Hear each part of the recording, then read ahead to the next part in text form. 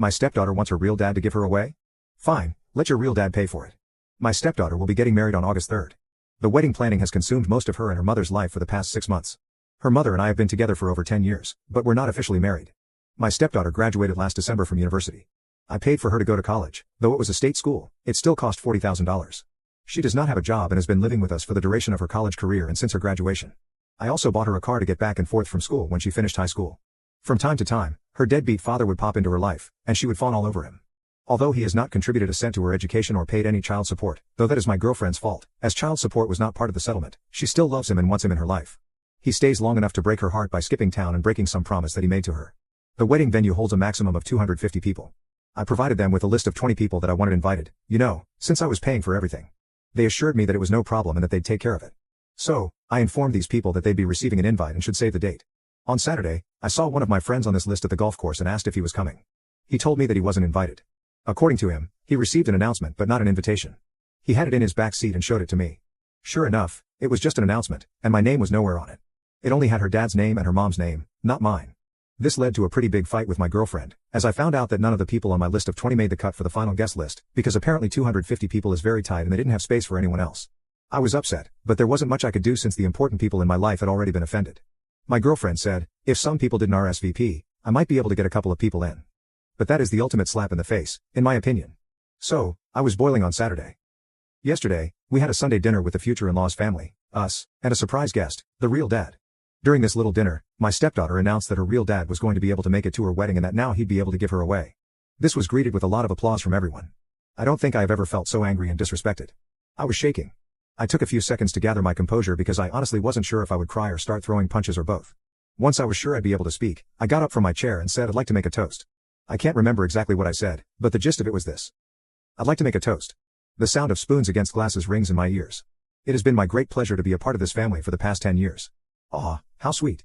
At this point in my life, I feel I owe a debt of gratitude to the bride and groom because they have opened my eyes to something very important. Confident smiles are exchanged.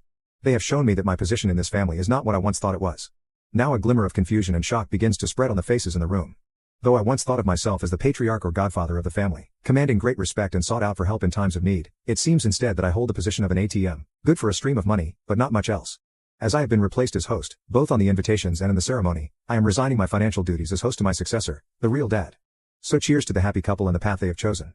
I finished my drink. You all can let yourselves out. Is this selfish? Am I supposed to shell out 40 to 50 grand for a wedding that I can't invite anyone to? That I am not a part of? I'm so done with this crap. I'm done with my stepdaughter. I'm done with my girlfriend. I transferred the money out of our joint account last night. She has not had a job since she moved in with me. This morning, I called all the vendors I had written checks to for deposits to refund my money. At present, it looks like I'll lose around $1,500 for the venue, but the other vendors have been great about refunding. Update 1. The immediate aftermath was a tantrum, with people sitting there mumbling, not actually saying anything to me but to each other. After much yelling with the girlfriend about me being selfish, I spent the night in my home office, and no one knocked on my door, not once. Today's aftermath is kind of depressing for me. The girlfriend brought me the bride's wedding planner to show me how much work I was ruining. I thumbed through it and found a page in the music section for father and daughter dances. All of the songs were catered to the real dad's taste. So, I thought they were just being disrespectful, but now I'm feeling like they never really gave a crap at all, especially since the menu included 2 ingredients I'm allergic to. That actually made me laugh. Either way, I'm glad to be done. I returned the planner and asked her when she and the bride could move out. Also, I never promised to pay for the wedding. I offered them the use of my home when they were sure it was going to be small. But other than that, all I've heard is how it's the bride's family that should pay. So, let it be the bride's family then, aka, not me. Update 2. Girlfriend and bride have now moved out. They are moving in with the groom. It was very hard not to be petty with some of the belongings they took with them, but it's done, and I switched out the locks. Now it's time for a brew. I can't believe how popular this story got, but I feel good to be given support by so many.